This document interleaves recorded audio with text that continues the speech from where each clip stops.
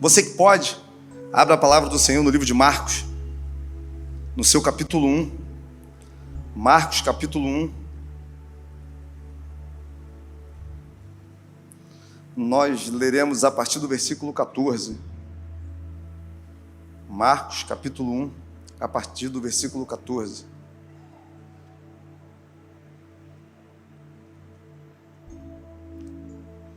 Depois de João ter sido preso, foi Jesus para a Galiléia, pregando o evangelho de Deus, dizendo: o tempo está cumprido, o reino de Deus está próximo, arrependei-vos e crede no evangelho.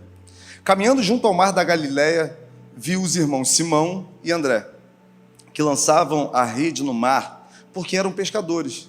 Disse-lhe Jesus: vinde após mim, e eu vos farei pescadores de homens. Então, eles deixaram imediatamente as redes e o seguiam. Pouco mais adiante viu Tiago, filho de Zebedeu, e João, seu irmão, que estavam no barco consertando as redes. E logo os chamou, deixando eles no barco, o seu pai Zebedeu com os empregados e seguindo Jesus de perto. Irmãos, nós, discípulos de Jesus, temos a difícil, mas apaixonante tarefa de transmitir aquilo que ele tem nos revelado. Quando a gente pega na vida dos discípulos, nós vamos perceber que esses homens, eles contaram aquilo que eles ouviram e eles falaram daquilo que eles viram. Isso é incrível porque nós vamos entendendo que quando eu estou sensível àquilo que Deus quer fazer através de mim, eu entro diretamente em um propósito que é o propósito dos céus na minha vida. Você já deve ter percebido que todas as nossas mensagens, que as orações que nós temos feito, elas têm sido muito intencional. Todas elas estão indo em uma só direção, que é viver o propósito de Deus. Nós queremos, de alguma forma, aquecer o seu coração através daquilo que o Espírito já está falando com você e te mostrar que existe um propósito eterno para que você seja um imitador de Jesus. Propósito, quando a gente pensa, a gente fica um pouco confuso, afinal, nós temos a mania ou costume de confundir o propósito de Deus para as nossas vidas a alguma coisa que nós temos habilidade para fazer. Então, eu acho que se eu tenho a habilidade de tocar um baixo, de tocar um violão, o propósito de Deus para mim é tocar, é louvar. Só que eu gosto muito de entender que existem dois propósitos. O primeiro é o propósito original. É quando Deus nos chama para uma relação com Ele. É aquilo que Deus fez quando criou Adão e colocou no jardim. E a palavra vai dizer que todos os dias o próprio Deus ia se relacionar com Adão.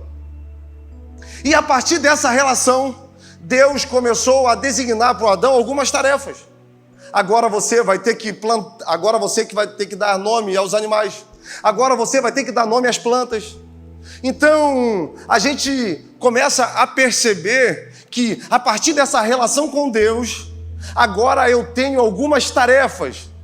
E nós, humanos que somos e muitas vezes gostamos de ser minimalistas, gostamos das coisas um pouco condensadas ou comprimidas, nós queremos condicionar aquilo que Deus quer fazer nas nossas vidas apenas a algo que eu tenho aptidão. Só que o que nós temos aptidão só vai fazer sentido no reino de Deus se primeiro nós tivermos uma relação com o Espírito Santo. Uma relação com esse Deus. E a partir daí, Ele começa a apontar, Ele começa a nos ferramentar e Ele começa a usar isso que Ele nos deu para agora nós sermos um anunciador dessa verdade. Porque nós vamos falar daquilo que nós vimos e ouvimos. E, irmãos, essa palavra nasceu no meu coração ontem. Eu fui a um velório, e é muito normal a gente estar participando de alguns velórios. Só que, nesse velório que eu fui, do Luiz, o pai do Léo, eu comecei a perceber através da palavra do pastor que aquele homem deixou um grande legado. E o pastor começou a falar desse processo que o seu Luiz viveu já perto do momento que a morte estava chegando. Ele já estava com uma enfermidade, então ele foi internado há 18 dias atrás. E as pessoas da igreja iam no hospital, as pessoas iam lá orar, e o seu Luiz virava e falava: olha, não precisa orar por mim, porque eu sei que eu já estou salvo. Ora por essa irmã aqui, porque eu conversei com ela e ela não tem a revelação de quem é Jesus ainda. Ela não aceitou Jesus como Senhor e Salvador, então não perde tempo orando por mim, não, ora por ela. E o pastor ia lá, falava do projeto de salvação, orava pelas pessoas, e pessoas foram curadas. Pessoas saíram do leito e o seu Luiz continuou. Entendendo que, mesmo naquela situação, mesmo vivendo o que ele estava vivendo, ele podia ser resposta de Deus para as pessoas que estavam ao seu redor. Então, dentro da ala que o seu Luiz estava, diversas pessoas tiveram um encontro com a verdade. É quando eu entendo que não é o momento que eu estou vivendo que vai limitar aquilo que Deus quer fazer na minha vida. Mas para isso, eu tenho que entender o que eu estou fazendo e o porquê eu estou fazendo. Quando a gente pega no livro de Marcos, a gente vai perceber que ele é muito superficial na sua introdução. Ele já começa o seu livro dando uma visão panorâmica de tudo aquilo que estava acontecendo até o ministério de Jesus começar a se desenvolver. Marcos, ele não se preocupa em falar sobre Maria sendo alcançada pelo anjo. Marcos não se preocupa em falar sobre a infância de Jesus. Ele vai diretamente no propósito de Jesus. Ele passa por João Batista. Ele fala sobre a voz que clama no deserto. Ele fala sobre o batismo de Jesus. E logo depois, ele já começa a falar sobre o João Batista preso e agora o ministério de Jesus começando. E o próprio Jesus anunciando as boas novas. Quando ele diz que Jesus começou a pregar o evangelho na Galileia. Jesus tinha uma visão muito clara de tudo aquilo que ele tinha que fazer. Nada seria capaz de tirar dos olhos de Jesus o alvo que ele tinha. E esse alvo já tinha sido colocado pelo próprio Deus, porque ele mesmo diz: olha, eu não vim fazer a minha vontade. Eu vim fazer a vontade daquele que me enviou. Então ele começa a falar sobre o evangelho que traz transformação de vida. Como Paulo diz lá em Romanos 1, que eu não me envergonho do evangelho, porque é o poder de Deus para a transformação de todo aquele que crê. Jesus começa a espalhar as boas novas, e ele então chega e diz: olha, o tempo está cumprido. O que Jesus está querendo dizer? Tudo que foi profetizado até hoje, tudo que foi falado até hoje, se torna real diante de vocês. Por quê? Porque eu sou aquele no qual os profetas falaram. Eu sou aquele que é maior que Moisés. Eu sou aquele que reina com um cetro de justiça, muito mais poderoso do que Davi. E todos começam a ficar encantados com essa pregação. Isso depois você pode ler Lucas 4. Vai estar de uma forma muito clara a ideia de que Jesus ele tinha esse alvo, quando ele diz: olha, o Espírito de Deus está sobre mim, porque ele me ungiu para pregar a libertação aos cativos, trazer a vista aos cegos, libertar aqueles que estão encarcerados e pregar o ano aceitável do Senhor. Então, Jesus ele começa a revelar que agora o maior projeto que a humanidade já experimentou estava em curso. Um Deus abrindo mão da sua glória e semelhante a um homem vindo a essa terra para trazer novamente a possibilidade de nós termos acesso a Deus.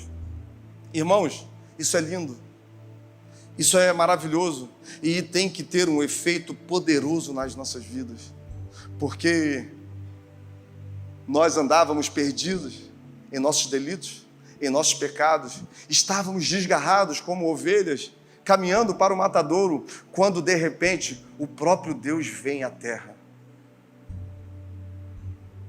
E ele agora começa a aplicar as verdades que são verdades do reino de Deus. Quando ele diz, olha, arrependei-vos, porque o reino de Deus está próximo. O que Jesus está tentando nos dizer, vocês precisam olhar para vocês e perceberem que agora o governo da vida de vocês não pode estar só na mão de vocês. Vocês precisam entender que todas as vezes que vocês têm o controle da vida de vocês, o final é de destruição, o final é de morte, o final é de dor. Então olha para vocês e percebam o quanto vocês precisam de alguém que transforme as suas vidas. E ele vai agora nos possibilitar ser também participantes daquilo que ele está fazendo. Quando ele começa a comissionar algumas pessoas, e aqui a gente começa a entrar na mensagem, porque a gente vai percebendo que Jesus ele não tem um padrão fixo, um padrão humano para escolher pessoas para andar ao lado dele. Mas nos outros evangelhos a gente vai perceber essa passagem sendo esmiuçada quando ele está sendo cercado por uma grande multidão e de repente ele chama Pedro e o seu irmão, que estavam frustrados, que estavam cansados, que estavam vivendo, segundo uma cultura local, um dia fracassado de pesca. E agora ele vai na direção desses homens e chama para eles viverem algo muito maior. E chama eles para agora serem pescadores de homens. A pesca era uma atividade muito rentável naquele tempo. Algumas correntes vão afirmar que homens que tinham barcos, eles tinham um bom poder aquisitivo, tinham um padrão de vida razoável. Então, mesmo aquela noite sendo uma noite de fracasso, esses homens tinham a possibilidade de tentar de novo no outro dia. Só que agora eles estão diante do homem que pode mudar a vida deles para sempre. Porque, irmãos, o maior milagre que acontece aqui não é a quantidade de peixe que esses homens pegam. O maior milagre que acontece aqui é a vida desses homens sendo transformadas eternamente. E é isso que Deus deseja fazer comigo e com você. É a gente entender que a gente pode estar ocupado, nós podemos estar no nosso dia a dia de trabalho, mas Deus nunca vai chamar ninguém que está à toa. Deus, Ele vai chamar sempre alguém que está preso a alguma coisa, alguém que de repente está vivendo um propósito próprio. São momentos onde Moisés está ali cuidando das ovelhas do seu sogro, que Deus aparece e comissiona Moisés. Olha, eu estou vendo a aflição do meu povo e eu quero usar você para libertar. É no momento onde Gideão está ali lá, pisando o trigo no lagar, que Deus aparece e diz, olha, vai nessa sua força. Todos os dias nós conversamos com pessoas que têm sido atraídas para esse lugar, que têm sido chamadas para viver uma vida muito além de si mesmo. E muitas vezes a gente vai perceber que a gente se agarra naquilo que nós estamos fazendo no momento. Há um tempo atrás eu tive a oportunidade de conversar com um homem e ele disse para mim assim, pastor, Deus ouve a minha oração. Eu conquistei tudo aquilo que eu queria. Eu montei uma empresa, uma barbearia, e à medida que eu comecei a trabalhar, entregar em oração e pedir ao Senhor, cara, começou a dar certo, pastor. Começou a vir clientes. E hoje, graças a Deus, eu tenho uma vida muito tranquila, muito razoável. E eu só tenho a agradecer a Deus por tudo que Ele me deu. Aí ele virou para mim e falou assim, mas eu não tenho conseguido cumprir o meu chamado. E existe um vazio dentro do meu coração, porque eu sei que na mesma medida que Deus me deu algumas coisas, eu não estou conseguindo retribuir nessa medida. Porque eu estou priorizando aquilo que eu estou fazendo a ter uma relação, a ter uma vida de intimidade, de entrega a Ele. E eu virei e falei para esse homem, falei, irmão, é muito difícil isso que você está vivendo, mas eu queria te fazer uma pergunta. Você disse que a todo momento foi Deus que te direcionou. Você disse que Ele te proporcionou hoje montar o seu próprio negócio e te deu alguns caminhos, e hoje você tem uma gama interessante de clientes. Você acha que agora é você que vai conseguir manter esse negócio sozinho? Se até aqui você chegou na parceria com Deus, se até aqui você chegou vivendo também o propósito que Ele tinha para você, agora você vai querer continuar sozinho? Será que agora é você que vai dar um jeito para o seu negócio continuar a crescer? Você vai esquecer de tudo aquilo que você viveu e querer agora ter o controle absoluto sobre a sua vida? E naquele momento, aquele homem teve um estalo na mente e ele falou: pastor, é verdade. Eu preciso voltar para os caminhos do Senhor. Eu preciso voltar para o meu propósito. Eu preciso voltar a utilizar aquilo que Deus me deu para propagar essa verdade até aqui no que eu estou fazendo. Porque muitas vezes nós não estaremos com o microfone na mão, não estaremos louvando, cantando, mas a nossa vida pode ser uma vida de louvor, e esse louvor transmite Jesus para as pessoas que estão ao nosso redor. Porque as boas novas são essas: Deus enviou o seu Filho para morrer por nós. Deus enviou o seu Filho para que a gente possa ter uma vida eterna nele, uma vida onde faça sentido eu estar aqui, porque não é sobre coisas, não é sobre pessoas, não é sobre relações que eu crio, é sobre a presença de Deus em mim, completando os espaços vazios do meu coração. E é essa oportunidade que agora André e Simão têm de ir com Jesus. Irmãos, Deus tem nos chamado como igreja para viver esse tempo.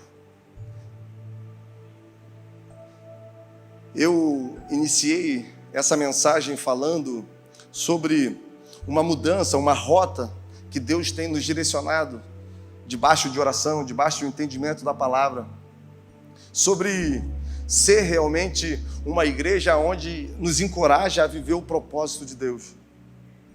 Deus, Ele pode nos dar qualquer coisa. Deus, Ele pode transformar a nossa vida de uma hora para outra. Mas tudo isso só vai fazer sentido se eu entender que eu sou o sal da terra, que eu sou a luz do mundo, que eu fui chamado para viver uma vida muito maior que a minha. Eu fui chamado para viver o reino de Deus aqui na terra. O reino de Deus, como nós falamos, não é um lugar físico. Eu, essa semana, li alguns livros sobre o reino de Deus, e um que eu achei muito interessante, que é o reino de ponta cabeça, ou o reino invertido. E é interessante porque nós temos uma definição que é teologicamente aceitável, que o reino de Deus é um lugar onde o governo de Deus é absoluto. O lugar onde Deus, Ele é o monarca, e nós somos seus súditos, e nós obedecemos ao nosso rei. Só que Jesus, Ele vem mostrar, Ele vem revelar muito mais do que o rei. Jesus, Ele vem revelar também o Pai. Então eu já começo a entender que o reino de Deus é um lugar onde eu tenho uma relação com o meu Pai, e a minha vida é uma vida de obediência e uma vida de submissão às suas vontades. Lá em Colossenses vai dizer que nós estávamos perdidos, nós andávamos como errantes, à mercê dos nossos pecados, até que um momento nós fomos tirados do reino das trevas e fomos levados para o reino do seu infinito amor. Nós agora temos a possibilidade de viver o amor de Deus, porque Ele revelou esse amor para nós. E esse reino não é um reino físico. E isso, para aquele tempo, era muito difícil de aceitar. Sabe por quê? Porque imagina agora como era a vida do judeu. Era um povo que vivia subjugado. Era um povo que vivia de promessas. Durante todo o Antigo Testamento, nós vamos ouvir esse povo falando sobre promessas. As promessas que foram dadas aos nossos pais. As promessas que foram liberadas sobre a nossa geração. As promessas que foram reveladas para esse povo. E essas promessas criaram dentro do coração dessas pessoas a ideia de que o Messias faria com que Israel novamente tivesse a glória que foi tirada deles. Que agora eles viveriam uma liberdade, que agora eles teriam um rei, e esse rei governaria semelhante a Davi, com o cetro de justiça nas suas mãos. Só que vem um Messias, E esse Messias, ele não está preocupado com o que é terreno. Esse Messias está preocupado com o que é eterno. Esse Messias não está preocupado em fazer com que aquele povo gostasse dele. Mas o desejo do coração de Jesus era revelar o amor de Deus para aquelas pessoas e mostrar que esse reino é um reino espiritual. Porque o reino de Deus, ele é espiritual. Um dia será físico. Um dia nós estaremos na Nova Jerusalém. Mas até a vinda de Jesus, nós vamos viver esse reino de uma forma espiritual, seguindo os seus princípios, andando segundo os estatutos, fazendo a vontade daquele que nos enviou. E eles não aceitavam isso, porque eles queriam realmente acreditar que Jesus Cristo seria um poderoso general. Agora, diante desse Messias que aparece, diante dessa possibilidade de Jesus Cristo ser realmente o Filho de Deus, alguns homens conseguem abrir o coração para essa verdade. E a gente vai ver à luz da palavra que todos os discípulos tiveram que abrir mão de alguma coisa. Todos os discípulos tiveram que, de alguma forma, deixar coisas que amavam, coisas que eram importantes para viver esse reino. E aí eu já começo a entender que quando eu chego perto desse Deus, primeiro, eu tenho que absorver qual é o seu ideal de vida. O que Ele tem para mim. Eu não sei se você já se fez essa pergunta, o que Deus tem para você? E quando a gente se pergunta, nós ligamos isso a algo que nós podemos conquistar, a algo que nós podemos tocar. Só que nada é maior do que a possibilidade de estarmos em um lugar que somos chamados filhos de Deus. Um filho que obedece ao seu pai, que se relaciona, um filho que ama, e um filho que agora começa a seguir os passos de Jesus. Porque é isso que esses discípulos faziam. Eles seguiam os passos de Jesus.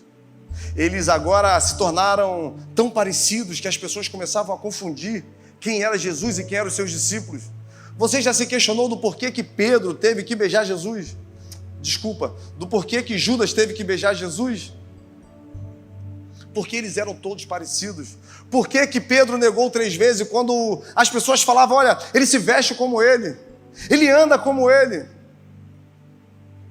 E ele, com medo, temendo pela sua própria vida, dizia, não, eu não sou um deles, porque eles ficaram muito parecidos. E essa é a expectativa dos céus a nosso respeito. Por isso que Jesus fala para nós, discípulos, olha, tudo que o meu Pai me revelou, eu revelei para vocês. Agora, eu já não chamo vocês mais de servos, agora vocês são meus amigos. E depois ele faz a grande comissão. E irmãos, a gente insiste em viver uma vida imediatista. Nós insistimos em viver uma vida onde nós buscamos nos auto-preencher, quando na verdade o que Deus deseja é que a gente entenda que Ele tem tudo aquilo que nós precisamos. E se nós tivermos um encontro com essa revelação, se essa verdade ela já é absoluta em nós, agora obrigatoriamente nós temos que ir em direção das pessoas que estão ao nosso redor. Essa semana eu tive a oportunidade de conversar com uma pessoa que está passando por um momento muito difícil na sua vida. E ele me contou toda a sua história. E no final, depois de ter um tempo de oração, eu virei para esse homem e falei, olha, lembra que quando você estava nos pés do Senhor, nada disso era um problema para você. Isso que você está vivendo hoje, você já viveu anteriormente. Só que a diferença é que naquele tempo você estava em um lugar seguro. E Deus te chamou para fazer algo e você começou a exercer esse ministério e as pessoas começaram a ver esse Cristo em você. Só que em algum momento você se perdeu. Em algum momento você deixou com que as coisas de fora entrassem no seu barco e ele se tornou tão pesado que você mesmo resolveu pular. E aquele homem com os olhos cheios de lágrimas falou: pô, pastor, é verdade. Eu deixei com que os meus propósitos inviabilizassem os propósitos de Deus para a minha vida. Cara, eu não me entreguei de verdade, mas esses homens resolveram se entregar. Esses homens, eles agora receberam uma nova identidade e um novo propósito. Agora, eles são o sal da terra e eles são a luz do mundo. E o objetivo da vida deles é refletir Jesus para aqueles que ainda estão em meio às trevas. E esse é o nosso comissionamento como igreja. É revelar esse Jesus que pode mudar as pessoas, que pode transformar a realidade. É falar daquilo que você está vendo, daquilo que você está ouvindo. É falar do que Ele tem te mostrado. Olha os campos ao nosso redor, irmãos. Eu falava com alguém sobre o tempo presente e eu falei sobre a sensibilidade das pessoas a essa verdade. Porque mesmo em meio ao caos, mesmo em meio às pressões que nós estamos vivendo, mesmo muitas pessoas hoje sofrendo as preocupações, existe um desejo na alma de uma busca por algo que dê sentido à vida. E nós temos isso. E nós temos o segredo para transformar a vida de pessoas.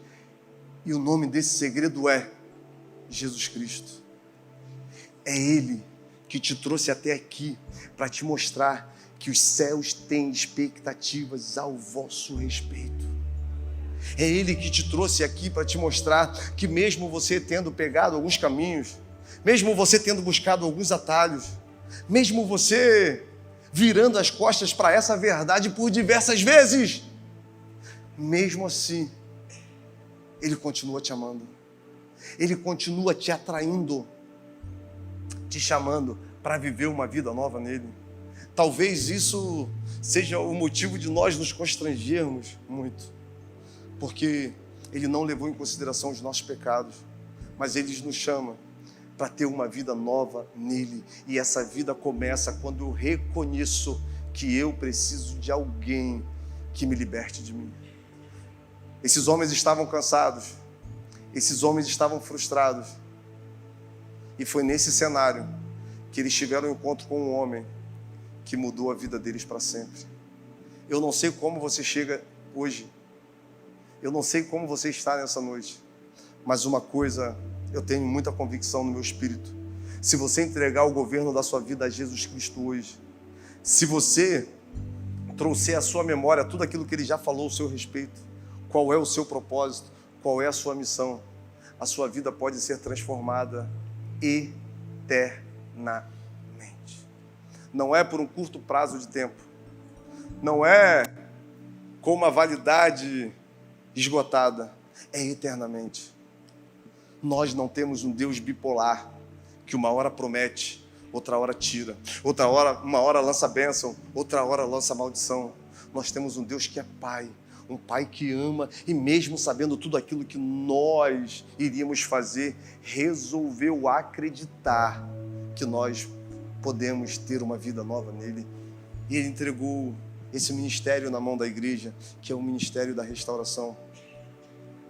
Ah, pastor, mas para você é fácil. Você não sabe o que eu faço. Você não sabe as escolhas que eu estou tendo no meu dia a dia.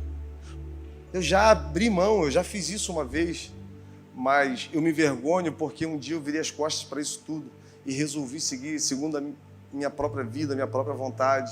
Irmãos, Jesus te ama o suficiente para te perdoar se esse arrependimento for genuíno. Jesus, Ele sabia tudo isso que nós iríamos fazer. Ele sabia que aqueles homens iriam por muitas vezes virar as costas para Ele. E mesmo assim, entregou algo precioso, que é o ministério da restauração. E esse ministério está na nossa mão.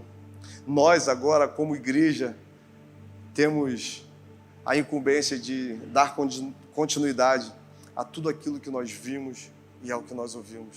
O que nós vamos fazer com isso?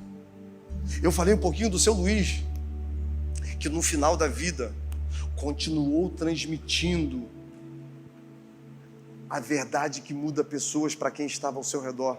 Nós ainda temos saúde, nós ainda temos tempo, nós ainda podemos nos engajar com o que os céus querem fazer nesse tempo. Mas para isso, nós precisamos de um entendimento e de uma visão clara.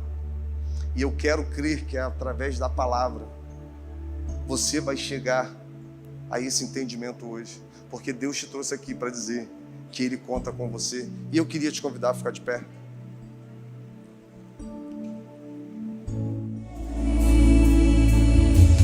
Eu queria que você fechasse seus olhos.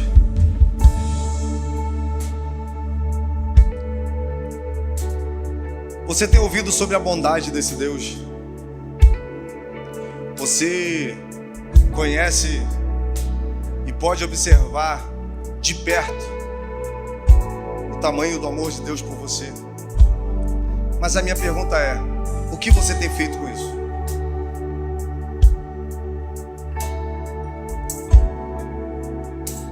Se você descobriu esse grande segredo, esse grande tesouro, e a sua vida foi transformada,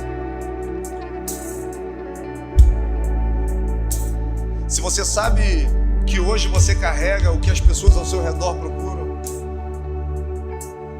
por que guardar só para você? Eu falei sobre um homem, um discípulo de Jesus nos tempos modernos, que não deixou que a sua enfermidade inviabilizasse tudo aquilo que Deus queria fazer através da vida dele. E ele pregou, e ele revelou Jesus para muitas pessoas. Ele viu pessoas sendo curadas do seu lado.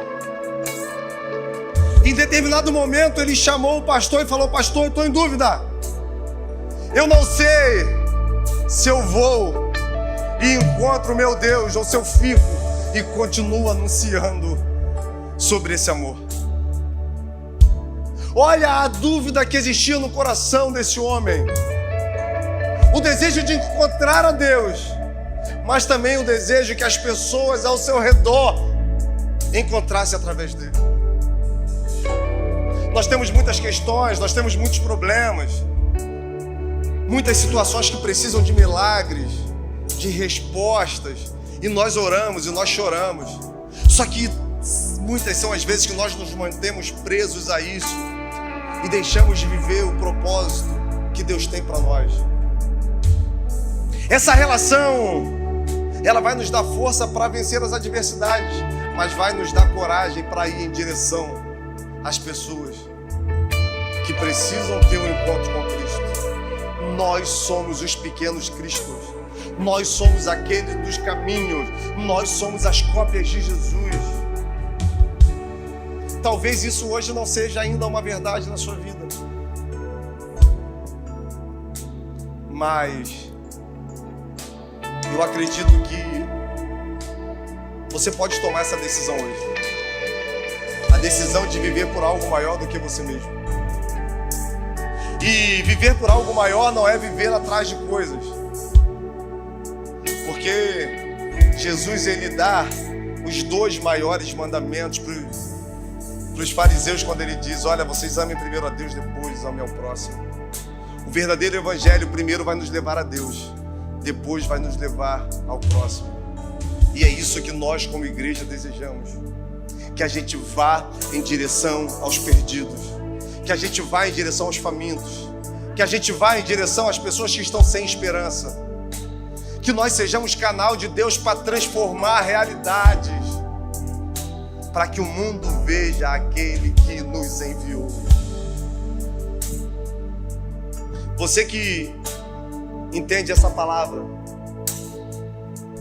você que o coração ardia, queimava enquanto ela era ministrada, você que entende que precisa realmente se encontrar com o seu propósito, eu queria que mesmo no seu lugar você erguesse as suas mãos. Você que hoje quer se reposicionar nesse reino, aleluia, aleluia. Você que quer hoje deixar as coisas para trás e viver por algo realmente torne a sua vida uma vida com sentido. Amém, Jesus. Amém. Ah, Jesus. Algumas pessoas, Pai, homens e mulheres com as mãos erguidas nesse momento, reconhecendo que precisam se engajar nos seus propósitos. Homens e mulheres cansados de viver uma vida em torno de si mesmo, que hoje estão sendo impulsionadas pelo seu Espírito em direção ao próximo. Que o Senhor venha tocar nesse momento, que o Senhor venha fortalecer, que o Senhor venha dar uma visão clara do que os céus esperam deles. Ah, Pai, nós acreditamos que nós podemos transformar a realidade no qual nós estamos inseridos, porque nós temos o Teu Espírito em nós. Nos dê força, Deus, nos capacita e nos leve para essas pessoas, porque nós estamos tão apaixonados pela verdade que nós queremos que todos tenham acesso a ela. Eu queria saber se nessa noite tem alguém que verdadeiramente deseja entregar a vida a Jesus. Talvez você nunca tenha tido a oportunidade de confessar Jesus como seu Senhor e Salvador. Irmãos, a gente entende que muitas vezes a gente precisa fazer um compromisso com o Senhor e com a gente mesmo. Se você hoje deseja entregar sua vida a Jesus, você não precisa vir aqui à frente, mas eu queria que você erguesse a mão onde você estiver. Amém, irmão. Amém. Amém. Continue com sua mão erguida. Nossos irmãos vão até você dar um abraço. Tem um jovem aqui, outro ali. Tem mais alguém que hoje deseja se enganjar nesse propósito dos céus e viver por algo maior? Eu queria que você também erguesse suas mãos. Amém. Amém. Tem alguém hoje que se encontra frustrado, que se decepcionou, está machucado com o Evangelho, se sentiu usado, está decepcionado e resolveu largar tudo, mas hoje entende que precisa viver uma vida nova em Deus e se reconciliar. Eu fui para muito longe, pastor. Um dia isso foi uma verdade em mim, mas eu fui para longe. Eu queria também que você erguesse uma de suas mãos onde você está. Amém. Amém. Aqui um irmão aqui, ó. Mais alguém que hoje deseja voltar para os caminhos do Senhor? Amém.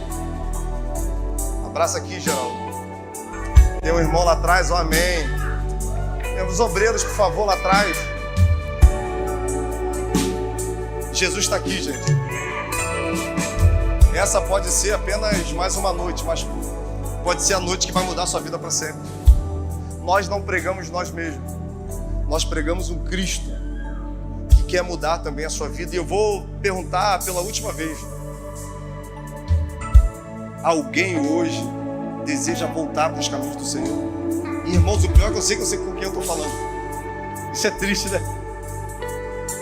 Alguém hoje quer se arrepender do que se tornou e voltar para os caminhos do Senhor? Eu queria que você erguesse suas mãos onde você estiver, um sinal de rendição ao Espírito Santo. Amém. Vamos orar. Pai amado, Pai querido, muito obrigado por essas homens e mulheres que confessaram o Senhor Jesus Cristo nessa noite, que reconheceram que já não dá mais para viver do jeito que está, reconheceram que precisam de alguém que os liberte deles mesmos. Ah, Pai, escreve o nome desses homens e dessas mulheres no seu livro. Não impute sobre eles os pecados que eles cometeram, Pai, mas antes lance no mar do esquecimento. Que o Teu Espírito Santo, que convence da justiça, comece a ministrar essa justiça dos céus na vida desses irmãos. Comece, Pai, a abrir o projeto de salvação e que eles vejam que eles fazem parte do que o Senhor está fazendo aqui na terra. Ah, Deus, esses homens e mulheres que resolveram voltar voluntariamente para esse caminho. Um dia isso foi tão de verdade, mas as pressões, os líderes, tudo isso levou eles a tomarem uma decisão de irem para longe. Mas nessa noite eles resolvem dizer sim a Jesus. Nessa noite eles resolvem se render ao Senhor. E eu tenho certeza que essas vidas serão transformadas eternamente. Não é sobre uma paz que é momentânea, é sobre uma paz que é eterna. Não é sobre uma alegria que é passageira, é sobre uma alegria, Pai, que se renova todas as manhãs, juntos com a sua misericórdia. Ah, Deus, nos leve na sua paz. Que nós possamos, Deus, ainda essa semana sermos surpreendidos pela sua bondade. Ah, Deus, toque nos nossos filhos, Pai. Guarde a nossa casa. Deus, em nome de Jesus, que os nossos celeiros sejam sempre fartos. Que aonde nós tocarmos as nossas mãos, ali prospere. Que aonde nós colocarmos os nossos pés, o Teu nome seja exaltado e a Tua verdade viva através de nós. E eu oro em nome de Jesus, irmão. Vai na paz, em nome de Jesus. Tenha o melhor final de semana da sua vida e te esperamos aqui no domingo para o encontro. Vai na paz.